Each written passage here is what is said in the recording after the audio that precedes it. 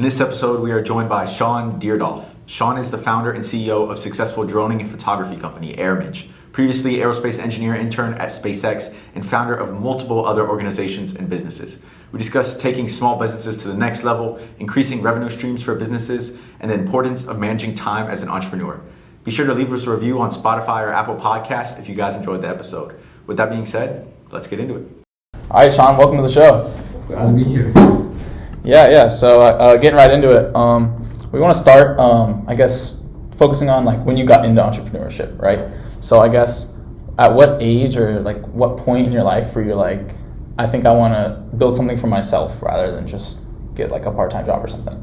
Yeah, I never really the 9 to 5, never really sat in with me. I think that's too limiting. And long term, I don't really want a 9 to 5. I think I want to be able to, being your own bosses and having your own flexibility is really nice. But from an early age, I've always been thinking outside the box and having that kind of entrepreneurial mindset. Came with a couple of product ideas when I was 8 or 9 or 10 that obviously went off the best, but we're on the right track to thinking that way. And then being able to realize your passions and then it's oh, I can capitalize that and maybe make a profit off of that and then help others too. Really kind of put me on the trajectory to be an entrepreneur, and I feel like I really fit in with the entrepreneurial mindset of that growth mindset, willing to go beyond what's normal and what's possible, and then kind of see what's possible in there. That's awesome. What were some of those products? Do you remember any of them when you were 8 or 10? Oh man, there was this. I was let's turn aluminum soda cans into model planes, and it's I don't know. It's something air, thin air, something, I don't know, something kind of, I saw I put air hogs, from the store, made model airplanes, oh, let's make a cheap, recyclable flying plane, it's remote control, it's oh, it's cool, but then the logistics of it, it's just it's not really possible, but it'd be kind of cool, it's a cool idea, I also did starting from a young age, I did origami for a long time, so I was oh, let me see if I can make origami for others, so I looked into doing wedding bouquets that. People don't, if they're allergic to flowers, you can make paper flowers instead and cater towards the audience. But that never really fully took off. That one actually, that kind of stuck for a while. That's called Origami Chef. Actually, we're always cooking up new things. But kind of starting early and then going on from there, kind of grew. That's awesome. Sounds like you're an engineer ever since you were born. You're aerospace, right, major? Yeah, I am. Yeah, I've known I wanted to do aerospace since I was about 4. I've always been into things that fly. My dad probably got me and kind of more into that mindset. I grew up with on my childhood ceiling, I had kites and rockets like that. And my dad had a whole collection of model rockets, so I started building Estes rockets with him when I was young and knew I always wanted to kind of design those one day. So kind of always been in that mindset, but also what and see what else we could do with that. Yeah, so we were talking before we actually hit play on the podcast, and you said you started a lawn company business. Could you say how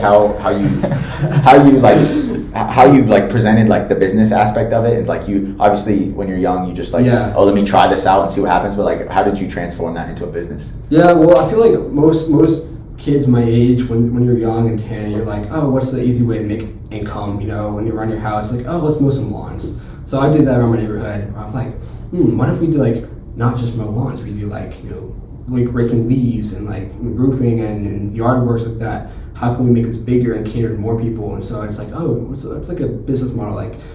My neighborhood has a lot of homeowners that are probably too lazy to do their own yard work. So I'm a young, active guy, and I can help out with that. It's oh, let me have a piece of that. So I was let's create a lawn business, and my name rhymes with lawn, Shaun with lawn, and so I was what? Boom, lawn care. What a great idea. Of course, my 11-year-old mindset was off the charts with that, but looking back at it, it's probably not the best idea. But it worked. It worked for several years, and I still get neighbors be hey, can you come do this? And I'm sorry, I'm in college. So can't really do that right now, but I could find someone else. But no, it was a great opportunity to kind of dabble in the professional side of things and really kind of take things off. Yeah. I'm curious, since you were so much younger when you started that business, were there any things that you still remember that you really learned from running that business that you were able to apply to things you started later down the road? Yeah, just marketing. I remember I had for several months, like a year, first like 10 or 11, I was like, I only have like 3 or 4 neighbors that like really kind of routinely do that. So like first marketing was like, oh, putting it on the listserv, even though we're not really supposed to advertise there. But I was like, hey, offering the home care service, if anyone needs anything. And then I made like little posters to hand out, like put in my lawn for anyone who else might need lawn care, and kind of grew that marketing and realized that capitalizing on word of mouth and other people really is the best way to kind of grow, and learning that it's one thing to have an idea, but rather than to kind of accelerate it and elevate it to next levels is another one. Yeah, that's a great point. I feel like a lot of people, like when you jump into a business, it's like hard to actually grow it. Yeah. And like you say like exactly what you did, like you started mowing lawns, but then you realized, okay, there's all these other things attached to mowing lawns that you can upsell people on, right, and really turn it into a bunch of different revenue streams. Like what would you say to someone that has a business and like they only have one source of revenue? Like what's the best way to like think about other ways that you can try to upsell people? Yeah, I think it's always like for any entrepreneur, I think it's always important to have at least several streams of revenue coming into it. I mean, even for YouTubers, like it's not just the video, but as you see, most YouTubers also have a merchandise line too, to bring in a lot of revenue. For example, like Mr. Beast, gets most of his income from his merchandise that funds his videos, which gets more views, and then you can get more merchandise. And it's just like positive feedback loop that just keeps growing. So I think it's really good to have like 2 cycles things coming into it. So having like add-ons, as you said, is really important, and then being able to see how that can contribute to kind of grow. And early on for most entrepreneurs, I think it's really important to realize the aspect of investing back into the company or the idea of the product or service itself. For all the different ventures I've been invested in and started, that I've always been, for the first couple of fiscal years, it's always been reinvesting the profit or the service, the gain, back into the company to make it better. So you can improve the service or the product, and then you can upcharge, and then you can market higher, and you can grow from there. Yeah, I think a lot of people forget about that, because often you see the money coming in, you're like, oh, this is great, let me keep it there or spend it. Right. Where in reality, you can reinvest it into your equipment or things like that, which will make you more efficient, and you can make more money. Yeah, I know that's definitely true with Airmage. Like the first couple of years, I was just like, this is great, I'm making money, this is fantastic, but also like I started off with like a GoPro. Like literally the first camera I had, like that, like I could do stuff, and I could I did travel vlogs with my GoPro and kind of grew from there. And my phone, first several music videos I did, I filmed with the iPhone 6s and on a handheld gimbal, and sure, I got paid like maybe $50 for those videos, but that was like when I first started out with, and I kind of chalked it up to experience, but making at least some kind of profit margin from that, reinvesting it back in the company, and then you can invest in better equipment that looks more professional, and then you can charge more, and that kind of whole cycle there really allows you to kind of grow that model until you're able to kind of break through, and then you can charge even more and then grow even farther from that. Yeah, and I saw you started I think it was like a barista kind of business where you would deliver like coffees and things on campus. So I was really curious because I feel like starting a business on a college campus has got to be like so tough dealing with college students. So how was that? Yeah, I know like for COVID, my parents were like, hey, listen, like, in this COVID, this summer you gotta either find a job or you're gonna be paying rent in the house. I'm like, I don't want to pay rent in the house because I'm already living here. So like, let me find a job. So I found a job and I became a barista. And I chose barista because as a creative artistic individual, like the latte art really struck my attention there. So I got into that and really liked that. And then from there, I worked as a chef as well. So using those skills kind of broadened my skill set. Like, oh, I have a passion for coffee. I love coffee, and I know a lot about it. And know how to make it, good coffee. Like, and then on campus, I'm like, oh, the closest coffee is like 5-minute walk away, and also they're charging like $5-6 for a cup of coffee. Like, we can charge half that and be just down the hall. So why not make that kind of an avenue there for either profit or just to help other people? So yeah, that's where Espresso Yourself came in play, and really simple business model. Like a form, just an online form. People on your dorm like room, the door, you just write up, oh, you want coffee, you sign up, you order, I get a notification, I make the coffee, I deliver it to the dorm room, they Venmo me money, and boom, like you've got a coffee business that's pretty mobile and self-contained, so it's pretty solid. That's pretty cool. Did you just like buy like a coffee pot, or like how did you like make the coffee? I had an espresso machine now already, so I was like, most people have so many different tools lying around that you could take that passion or that tool and you could capitalize that and help others with it or profit from it. For me, like early on with Schlum Care, it was a lawnmower. Like I had a lawnmower, might as well mow other people's lawns and make a little bit of profit from it.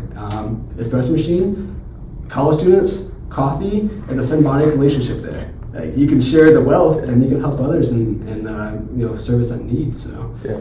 And it sounds like that's exactly what you did with your like how you moved into photography and the Airmage business, and you had the iPhone 6S like you were talking about, right, and then you started doing jobs. So do you remember like what your first customer was like for actual like doing any photography job? Like not like oh, okay, you had your family and they like paid you something, but like your real first customer. Do you remember? Yeah, no, it took a while to get first because I did a lot of like networking is really critical for any entrepreneur.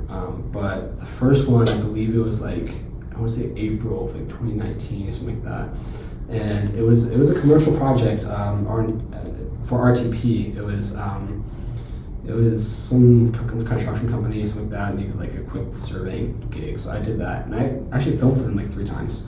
So that's pretty solid. But then, one of the early like personal clients like reached out to me was for this music video. There's like this local band playing. It's like, oh, we need a music video of this live performance. Would you be down? And it's like, oh yeah, sure, why not? And then I was so young then I didn't talk about all the details, but they didn't have much of a budget, so they're like, oh, afterwards like, oh, we can give you $50. I'm like, you know what?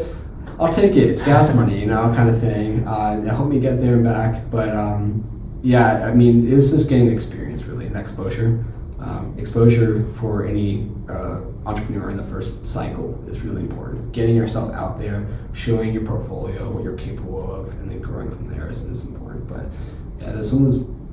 I keep track of all my records pretty clearly, but some of those earlier ones are definitely memorable. Yeah, we had some guests on earlier, and they started a cleaning business for like Airbnbs, and they said pretty much as soon as they got all set up, there was just an explosion in demand because there was like no services like it anywhere nearby. So I'm curious, when you started Airmage, and especially when you introduced like droning work, was there like so much demand in the area that you just had clients flowing in, or did you really have to try and like grow from like smaller clients to really expand from there? Yeah, well, part of the reason why I kind of got into the droning business is that drones have been taken off significantly, no pun intended there, but over the last couple of decades, from early 2000s, there hasn't been much use for it. But now, the applications have grown significantly, and kind of getting that market where there are not many certified commercial pilots available, and being, one of the first, especially in my age group, to be able to get out there and do it, I think is really good to capitalize. So when I was 16, I've been flying drones and models planes like that for at least 10+ years, but then seeing that you can get a commercial license and you can get paid. I started looking into it. You can get they're advertising like $50 to $100 an hour to fly drones. I'm like, that's amazing. I love flying drones, and you can get paid for it. Well, it could be better. And so there's this niche where only people who have the Part 107 FAA commercial pilot's license can get paid to fly drones. And so I'm like, let me get that. So at 16, during classes in schools, I came home and finished my homework, and then I started, my online learning by myself, and I self-studied for a whole year, teach myself all the pilot curriculum and airman flight knowledge, sectional air charts, aerospace regulations, flight controls, all of that, and then I think when I was turning 17, I was still 16 at the time, I think late May or June of like 2018, 2016, it was sometime around then. Went to the airport, took my pilot's exam, and thankfully passed, and I got my Part 107, and that allowed me to officially be paid to fly drones. And being in that kind of that special community that can capitalize in the market to fly drones is really kind of what took off for Airmage. No pun intended there either for drones. The thing is it's one thing, most people have been filming on the ground for centuries, decades, since cameras and anything that could capture memories were invented. But being able to get the perspective that's elevated from a higher perspective, that's our motto there. Photography and videography from a higher perspective, because we can elevate that, take it to the next level, and really get a better outlook on the situation or the event or whatever is needed. And I realized that there's not much out there, and when you're one of the earlier ones out there, and it's booming now.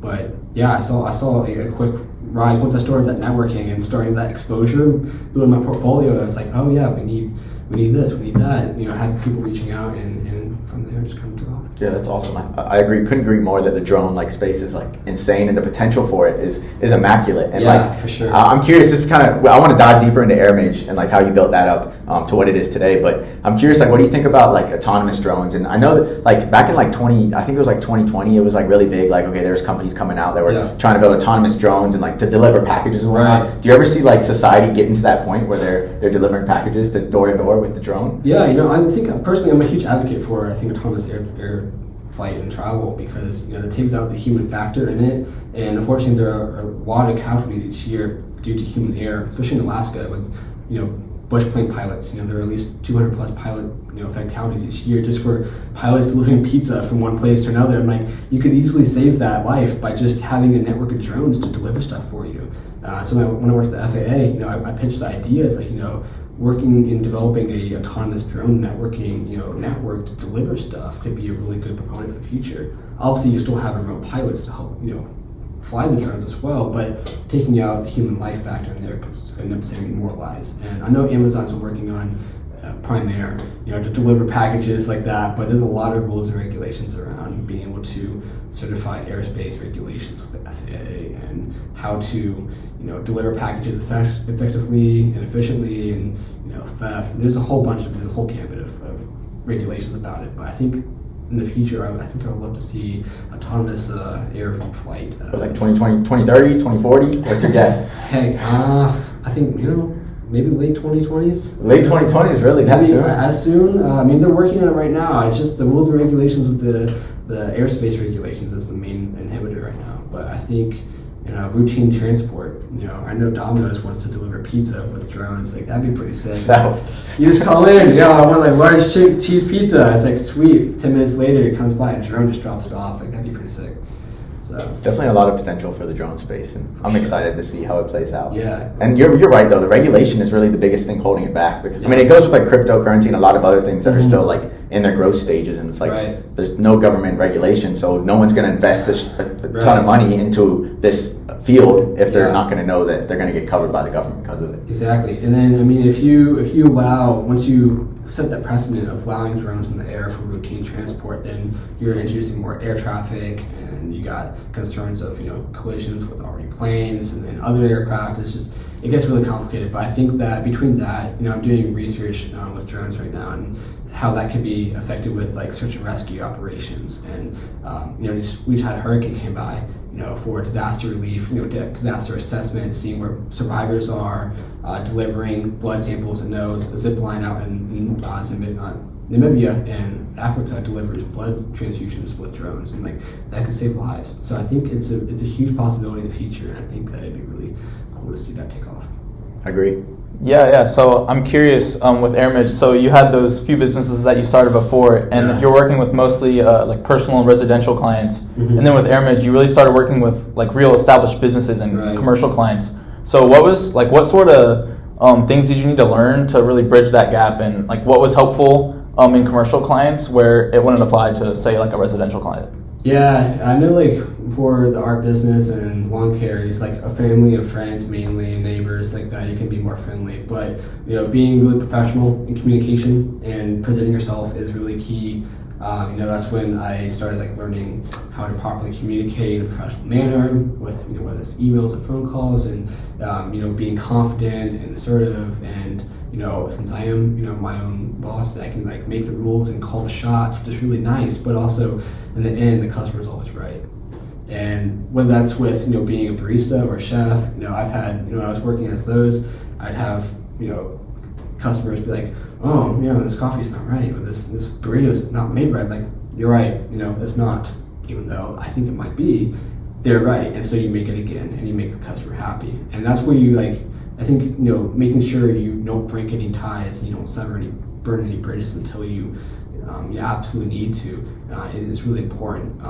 And I've had some kind of crazy customer interactions, but they're always right, and you gotta like cater to them. But learning from those lessons and then making it better from there is always important. Yeah, I think that is a good rule to follow. That customer's always right, but at the same time, like obviously you're going to deal with bad situations like with customers. And do you remember like any situation that was like, okay, like this isn't even worth like my time and money that I'm investing and getting out of it to deal with this like customer? Do you remember any, whether it be from Airmage or early business that you started? Yeah, there've been a couple. Like, I mean, just people who, I get quotes all the time, like, oh, I need headshots or I need this music video, but my budget's like $100 or $200. I'm like, oh man, sounds like a great idea, but sorry, it's not worth my time. Just let alone the time just to get there and back. You're spending like hours just on site, but then hours editing, post-production, like that. And there's a point in time when you need to value your time more than the job itself or the experience. Earlier on, I think for any entrepreneur, you take everything you can get. But it's really nice now, like, being far in as I am, to finally be able to, like, as this last year, and I've been able to start saying no more to people and be like, sorry, I can't, saying, and it feels kind of good, be able to like say, this sounds great, but prioritizing other opportunities more over other ones that might be more fruitful and is really, really helpful. Sweet. Yeah, I think that's really important. Like, even if even as you grow, it's important that like you have all these clients flowing in, and although it may sound terrible, like if you have a low-paying client that you've had for years and they're not going to increase what they're paying there's no need to fit them in their schedule when you can replace them with a higher ticket client. Right. Yeah.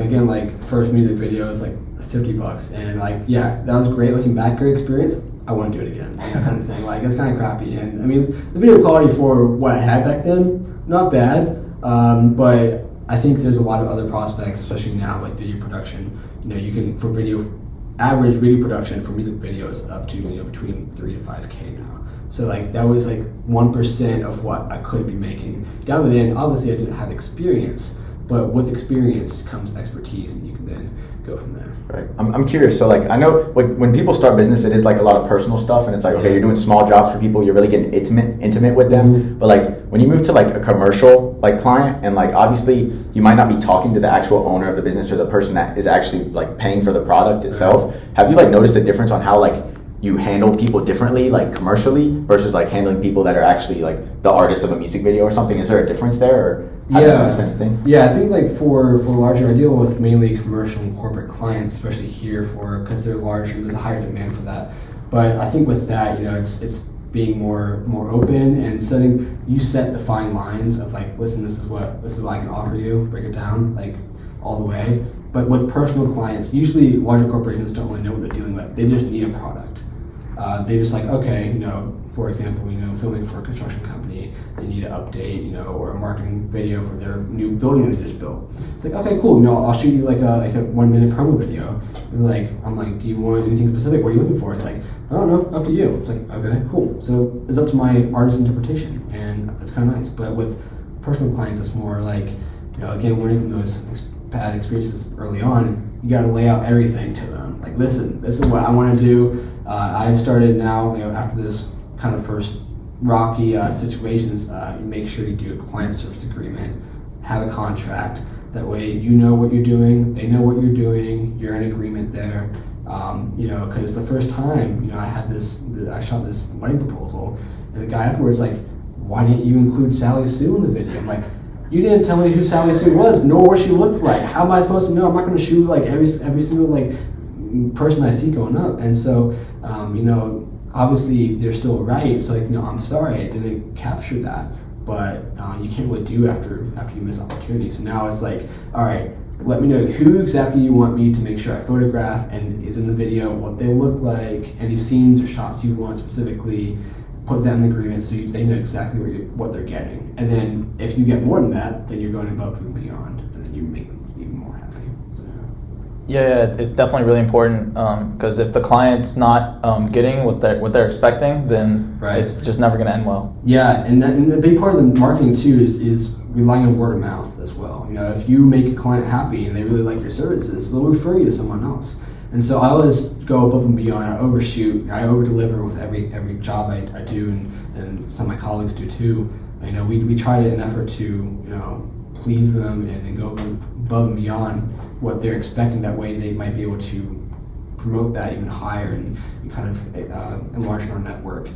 So it's always important to know their expectations and then making sure you can somehow exceed those expectations and then see what goes from there. You mentioned like writing out a contract essentially for your customers. Mm-hmm. Do you do that now with every customer you have? Like, okay, this is what I'm giving you, or you have like packages already pre-made? Like, what would you advise like someone like, okay, I have this business. Do I need to start with contracts like up front when I'm doing all my businesses, or what is the point where you think someone should start taking up contracts for every customer they have? Yeah, I don't do it for every single job because obviously, like if I have an ongoing assignment for that, then it's an extended contract and you have it from an agreement from the get-go. But if I have like a new service or a new client that is especially personal or kind of a private client, not like a commercial or corporate, even with those two, it's always good to initially have a client agreement to protect yourself, protect them, and protect your company as well. That way they know what you're doing, they know what they're getting, and then if there are any issues, you have a legal contract that you can then dispute. And so I've made sure that is in every transaction I do to have laid out. Also, and it helps with the smooth transaction of knowing what they're getting, the price, the services, when they're getting it by, how they're getting it. There's all of it kind of laid out nice big bundle for them. And that's what, if you ask any photographer or videographer, they always tend to have something to help protect themselves just legally and everything like that. And it kind of helps to keep everything streamlined. Yeah, that's awesome. I'm curious, you mentioned that although you guys were like pretty early to the droning business and there weren't like too many other established businesses around. Yeah. Do you remember anything, and you might not have an answer to this, do you remember anything that really separated Airmage from potentially some of your other competitors that allowed you guys to grow where others didn't? I think being so young as we were, being able to find like that niche, and I remember like the first couple of months just calling up like dozens and dozens of real estate companies, like, hey, I'd love to shoot for you for free, just initially, just to get experience, and then if you like our services, we're happy to do more. Here's our prices, kind of thing. But just putting yourself out there, and I know there are a lot of other companies out there already, and I've networked with a couple of the other of my competitors, and knowing kind of who that is. But I've kind of created my own little pond, and from there, Airmage has kind of been able to grow that into a lake, and kind of from there, establishing our fragment network. But I think what stood out is just early on, kind of the creativity, the flair that we bring, that kind of as an artist, trying to add more than what there is out there. And I've seen other drone videos out there. It's like, yeah, they're cool, but how can we make that even better? And then going out there and going again above and beyond and taking that next level helps to stand out. Right. You brought up a good point. Like, a lot of people think that when you start a business, like you have to charge someone, like you have to get a paying customer the first time. But like, if you literally just offer people free stuff, like one, you're getting experience, and then two, you're meeting a potential client that you might bag for whatever multiple years ahead of time. Yeah, I think for me right now, like my number one, number two social media, LinkedIn, like underestimate the power of networking. Being able to be 7 links away from anyone in the world or less. Knowing someone that knows someone that knows someone could help you. In the end, you guys could be the best buddies ever. And so having that and knowing that networking is the key to success. Knowing that if you put yourself out there and just try, and then you have potential to grow. And then initially just offering your service for free. Getting experience, getting exposure, building a portfolio that then you can show other people, and then say, hey, if you like what I do, I'm happy to do it again for you. Here's what I can do for you later, and then going from there, because they might know someone that might need that. Right. Have you ever reached a point like in Airmage or like in any of your companies where you're like, okay, like, well, obviously you aren't doing all your companies that you do now, but Airmage right now, like, have you ever been like, okay, like this is not worth like what I'm doing right now, like this is really hard, and I'm on the verge of like quitting, and like how did you get through that if you ever did experience something like that? Yeah, I think that for a couple of times, express yourself in like nuance for like kind of short-term gigs where I knew that it wasn't going to be like a long-term kind of situation, but it was a good time to just like get exposure. I didn't have time for managing. I don't manage those anymore just because there's a kind of pause, and they're not really worth as much of my time as like other more important ones like that. Airmage is like more lucrative, successful.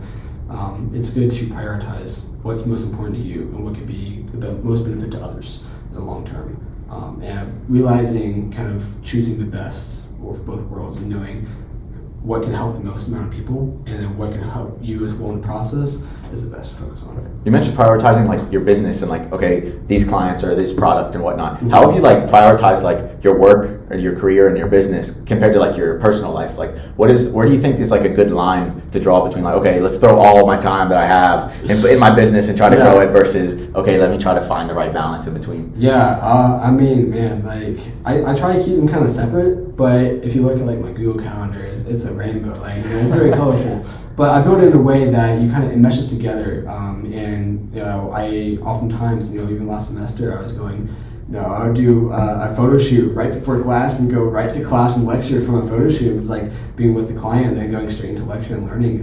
It's a different mindset, but I think regardless, there's a commonality in growth for both, and learning how to, and then there's also failure in both as well. That leads to more growth. If you turn that into a positive, you know, whether you're failing a test or you lost a client, you take that and you learn from that. Oh, what did I do wrong? And then go from that, and then you take that and make it better and grow from there. Yeah, I'm curious because I mean you're an aerospace major as well, and that alone takes up so much time. And you're also a part of so many organizations, and you're running a business. Mm-hmm. What are some particular like maybe resources or just time management strategies that have really helped you like manage all that at once? Yeah, well, I think like, you know, keeping a detailed calendar is really important, and a log.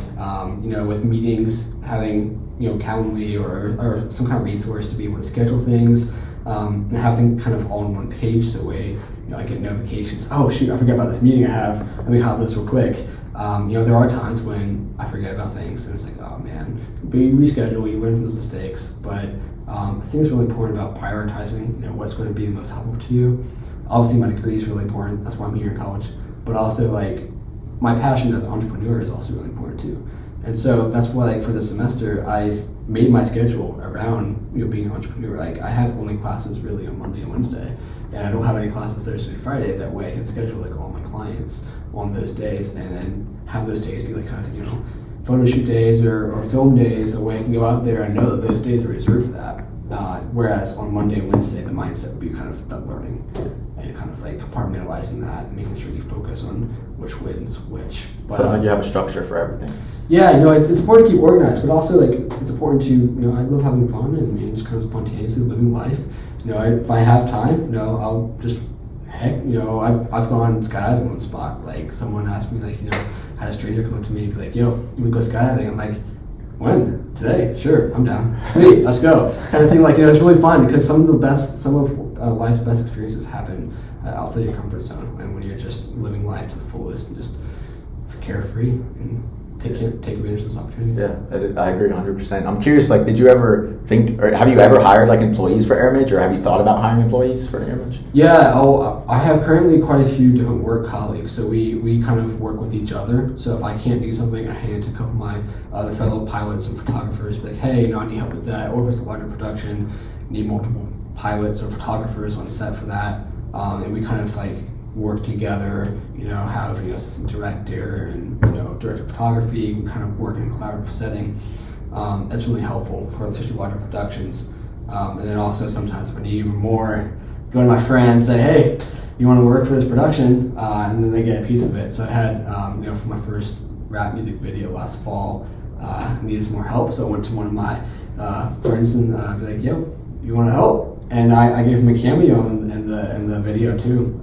He didn't have an experience being all the things, you know, sound design, mixer, gaffer. I'm like, I'll throw you in there, you know, like, because I was directing it like that. So I was like, you know, have some fun with it. But it's kind of fun to have that. But yeah, I'm looking to probably in the near future, like, I need to, like, you know, hire a marketing manager because I can't just yeah, I find there's only so much I can do with the time I have, but it's helpful to also build a good team. But having the team I have right now, working with other my friends I trust as pilots and photographers, we work together, and we're a good team. We're together. We can like piggyback off each other if we need help, and I trust them, they trust me, we work together. What do you think? I guess you just kind of touched on it, trust. But what do you think like the most important things, like when you're working with someone that's like a friend, and it's not like, and then when you're working with like when you have an employee and you're like telling them to do a job, it's different because you're kind of their boss, quote unquote. Right. But like when you're with friends, you kind of have to make every party happy. So like, what are some techniques that you've used to like work together with like a group of people and do the jobs efficiently? I think like team bonding is like really important. Like just doing fun things together. Trips. Just like good vibes. Like if you have fun together, then you'll have fun together and outside the office, but also in the office as well. And having that good chemistry allows you to carry that. Chemistry carries on the set as well. If you're doing production, it's like, okay, I trust you. You know what you're doing with the camera. I know you're going to get the right shot. And also seeing their mindset and how they work together. There's different creatives out there. Ones that focus on different styles or shots, and it's important and cool to see how that kind of all meshes together. That's awesome. Yeah. Yeah. I'm curious. I saw you interned at SpaceX last summer. So I guess like, what was that experience like? Going like. Can you start with the application process too? Because I'm really curious about like how they bring all the internships in. Yeah, it's pretty crazy. So to start from the beginning, I've been interested in SpaceX since 2015, 2014 when the first Falcon Heavy booster landing occurred. Just seeing those two boosters come down simultaneously is like mind blowing. That's actually possible. Engineers actually made that possible, like coming down, independently of one another at the same time from space at the same like precise location. Just like it's insane. So like I want to work for that someday. Like that would be a dream. And from there, I made that my dream job, just for getting that experience. And I had some friends that were already working there. Actually, during quarantine, I had a LinkedIn before, but I think I went from like maybe 50 connections on LinkedIn. And I made it go like, you know what, I'm gonna network the heck out of this quarantine here, make a bunch of it. So I started connecting all over. And now like having, over 3,000-4,000 connections just from knowing someone else, I see all the seconds on LinkedIn, like, oh, I have a connection with them. Hey, I see that we have a common connection, let's connect. I'd love to learn more about blah, blah, blah, blah. And so I went to SpaceX and it was like, oh, I see that we have a common connection with you. Love to learn more about what you do. And so, I might have 50 messages reached out. I might hear back from like one or two. But those one or two were very crucial. And one of them I still keep in touch with now. And then I'm in talks right now working with this team next summer down in Florida. But he's kind of like fighting for me. He reviewed my applications like that. But yeah, I applied twice. So the first year I didn't get called back for the application, but last year applied on the website, submitted my resume and cover letter and portfolio, and I didn't hear back for a while. But then a couple months later, for anyone who's applying, it takes time, but hang in there. If you're confident and prepared, you'll make it through, and they need you, they'll get you. So I didn't hear back until like February, and then had the interviews, and gosh, it was probably the hardest interviews of my life. But do you remember some questions they asked you? Gosh, like they had like, those interviews are just notorious. But like a couple of them just asking very technical questions. Sam, you'll appreciate some like they asked straight up statics and solids questions during those. They'd be like, all right, you got a cantilever beam attached to a wall with a freestanding end, applied load at the end of it.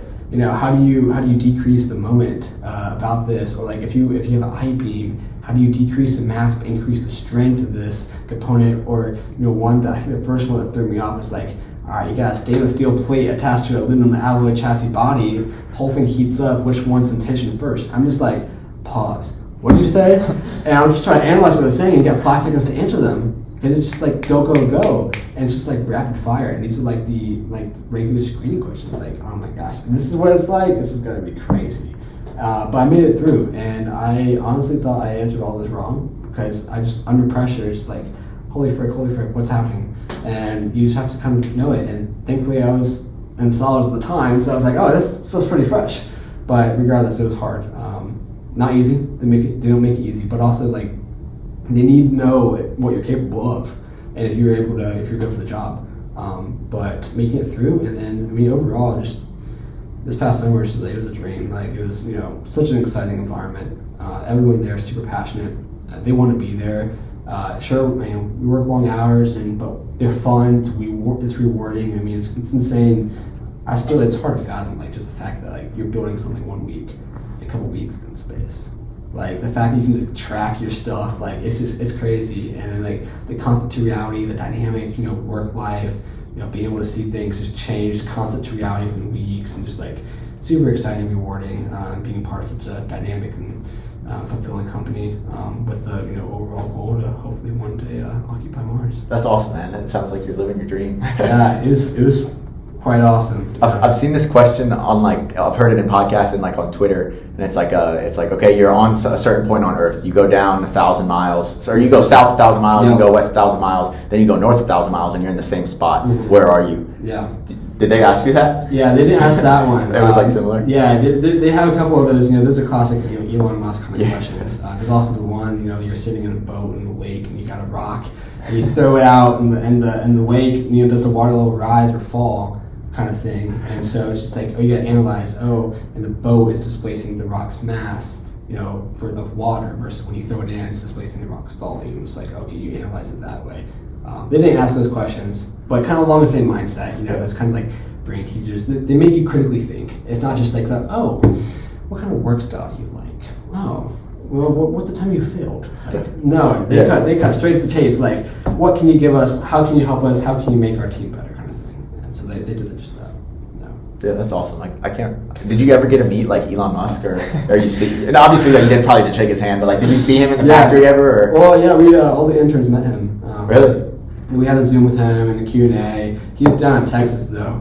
We gotta meet X Ash 12 or what the heck his name is. It's kind of cute. You're running around and they call him Ash. They're like he's playing with stuff. He's really cute. But we were asking Elon some questions.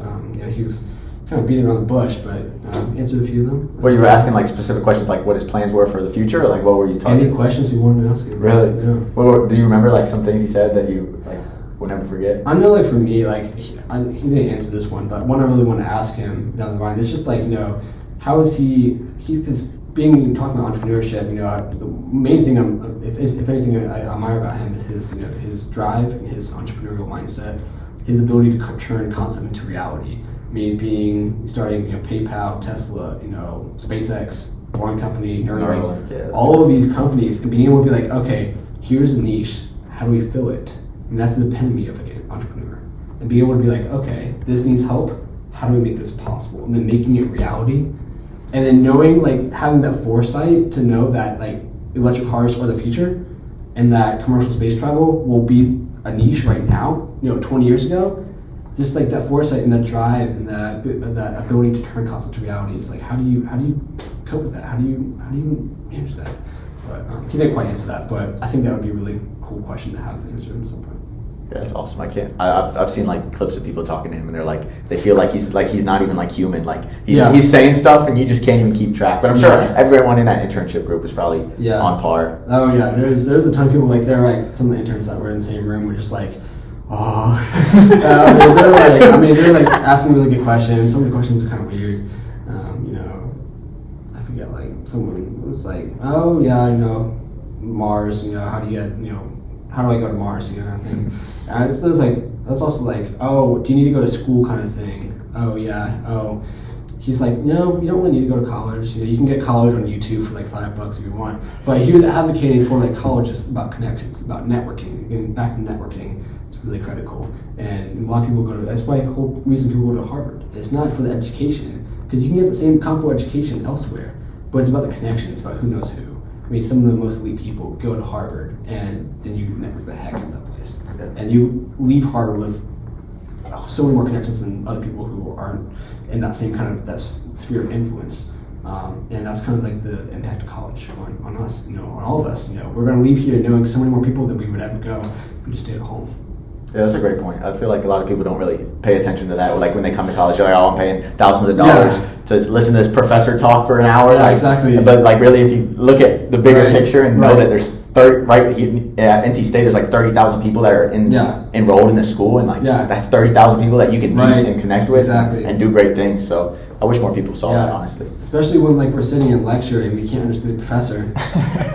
But the fact that you've got 100 spinning wheels, without hitting the rubber next to you, and once those wheels leave the classroom and hit the asphalt, they're going to be rolling. And it's about assembling the car and moving yourself with other wheels that are already spinning. That way you can work together and get the car moving faster. That's what the networking is about. Like you move yourself with others. As a mechanical engineer, you can build a car together with more wheels, and it's more stable. And if you get increase that stability, then you can go faster. And you already have the momentum, and the momentum is gained from our experience and our education. But it's only when we can go outside the classroom and hit the road, we can go really far. Right. Do you have any books or recommendations for the audience? Some books that you really made to change the way you look at the world, or YouTube videos or podcasts or anything? Yeah. I think a couple of really good ones. I forget the exact names right now, but David Goggins is really great. Can't Hurt Me? Yeah, it's great. But 2 episodes in a row, someone's recommended that. David Goggins is good. So, he's such a great guy. He's done so much. And then there's Unstoppable, and is really great. And there's also Colin Brady, I think, he's a mountaineer and award-winning athlete. He was the first to cross Antarctica solo. He also was the first to cross the Drake Passage on a sailboat. And he's also hiked most of the tallest peaks. He's done Mount Everest and everything like that. So just seeing these people and what their feats are accomplished, and me having the same kind of ambitions to take after that. I'm hoping to myself lead an expedition to go hike Mount Everest in a couple of years, and just go out there, be on top of the world there and see what the limits of the human body are, and kind of explore that and following the steps of that. Really good podcast. It's the Yes Theory podcast. They explore a lot of great answers and questions about life and how we can answer that and really increase our self-worth and ability to help others. So, that's funny. Our last guest recommended both Can't Hurt Me and Yes Theory. Really? But aside from summiting Mount Everest, which is a pretty insane goal, and I could probably talk about that all day too. What's a goal in your career, personal life that you have, and what steps are you taking to achieve it? Yeah, so I'm a dreamer. I like to think several steps in the future. Playing chess, and you always got to play several moves ahead. But also living in the present as well, because living in the future helps you to make the most of your present, but also living in the present helps you to maximize your future. It's a symbiotic relationship. So planning ahead, I'm a goal setter. I set a lot of dreams and goals. Back 5-10 years ago, knowing that I wanted to work for SpaceX, and then working towards that, and then achieving that. Now looking towards whatever that Everest might be in your life. Working towards that. Achieving that, whatever the height, taking those dreams to the next height, next level, is really important. But I think my ultimate career goal that I've been working towards for a while, has been my dream since I was little, is to work up in space as an astronaut. And so working towards that, knowing the requirements, knowing that you need a master's and all this like that. I know that I've already planned out that I'm going to work towards my master's. I'm working on my pilot's license right now, so getting those hours in, I need 1,000 pilot command flight hours. Scuba certified, so have that, and getting towards those requirements that are needed. And I have it planned out. I have a little life plan, just knowing kind of rough outline of that way I don't miss any deadlines, because life goes by so fast, but also so slow. Don't want to miss anything that might be helpful. But looking towards, keeping my eye on NASA ASCAN group, 25 application, 26, aiming towards that, might be hopefully one day on board and be a part of the next, Artemis mission, maybe join SpaceX when they have commercial astronauts up there too. Crew 5 just launched yesterday, so, they're already growing their network, but I think that's the ultimate goal, maybe working up on the moon someday. That's awesome. Mars. I think it'd be a blast. That's awesome. Well, we really appreciate your time, man. We appreciate you saying yes to us. Yeah. And not know you're the bad customers that you said no to. So sure. We really appreciate you being here. Likewise. Yeah, it was great talking to you guys and exploring